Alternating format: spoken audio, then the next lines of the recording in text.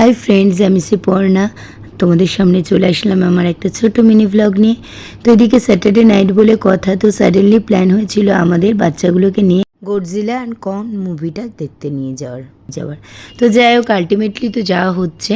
তো সাডেনলি প্ল্যানটাই হয়তো সাকসেস হয়। তো সব কটা বাচ্চাকে নিয়ে বেরিয়ে গেছিলাম। ওই দিক থেকে দাদা বৌদি দুজনে ওখান থেকে মিট করেছিল। বেসিক্যালি একসাথেই গেছিলাম, আমাদের গাড়িতে করেই গেছিলাম একসাথে। যে কজনে একটা গাড়িতে কোলে নিয়ে গেছিলাম। তো যাই হোক, মজাই হয়েছিল, সবাই মিলে একসাথে আসলাম।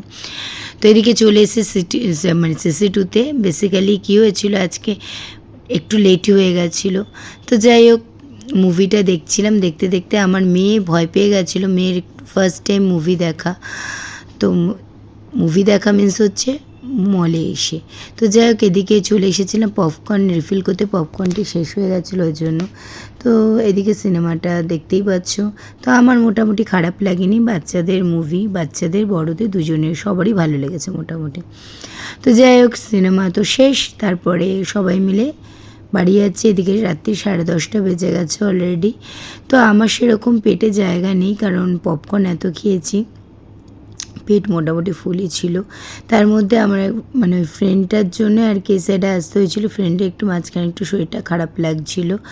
ও যেহেতু পপকর্ন খেয়েছিল, তা বলছে আমি বেশি খেয়ে নিয়েছি ওই কারণে। তো যাই হোক, একটু কী মজা করছিলাম জানি না, বাট মনে পড়ছে না, কিছু একটা হয়তো হাসির কিছু হয়েছিল, তাই সবাই মিলে একটু হাসছিলাম। তো এইদিকে দাদা বৌদিরা ওই সাইড দিয়ে নেমেছিল, আমরা এই সাইড দিয়ে নেমেছিলাম। তো এখন নিচে নেমে গেছি পার্কিংয়ের জন্য জায়গায়। তো এখানে সবাই মিলে এখন একটুখানি গল্প টল্প করে উঠে যাব গাড়িতে। তো যাই গাড়িতে উঠে এখানে চলে এসেছিলাম হাটারি রেস্টুরেন্টে। রাত্রেবেলা বললো রাতের ডিনারটা কোথাও বাইরে থেকেই করে নেবো। তা আমার সেরকম খিদে ছিল না, যেহেতু এত খেয়েছিলাম পপকর্ন, সেজন্য। তো যাই হোক, হাটারি থেকে বললো যে ওর আমার বাবা মা যেহেতু বাড়িতে রয়েছে, তাদের জন্য খাবার নিয়ে নিলাম। আর যে যেটুকু খায় সেটুকু কম কম করে কোয়ান্টিতে নিয়ে নেওয়া হয়েছিল। তো হাজব্যান্ড বললো যে তোমাদের আর বেরোতে হবে না, আমরা নিয়ে আসছি। আমরা সেজন্য গাড়িতেই বসেছিলাম, এই গরমের মধ্যে আর বেরোয়নি, এসির হাওয়া খাচ্ছিলাম। তো যাই হোক, আলটিমেটলি বাড়িতে চলে আসলাম খাবার টাবার নিয়ে। তো দেখি কি নিয়েছে, আমি জানিও না কি এনেছে না এনেছে। যেহেতু আমি বলেছিলাম যে আমি সেরকম কিছু খাবো না, সেজন্য আমিও আর অতটা এন্থু দিয়ে জিজ্ঞেসও করিনি কী এনেছো না এনেছো। তাই অনেকক্ষণ ধরে ওয়েট করে থাকতে হয়েছিল, বাবা মা খুলছিল না। তো হাজব্যান্ড ওদের ছাড়তে গেছে, আর এদিকে আমি চলে আসলাম বাড়িতে।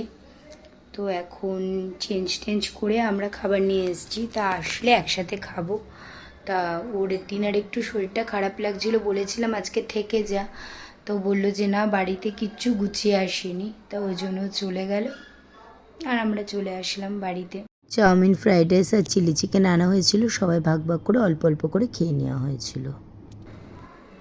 তো আজকের মতো ব্লগটা এটুকুই থাকলো। ভালো লাগলে প্লিজ লাইক, কমেন্টস আর শেয়ার করো।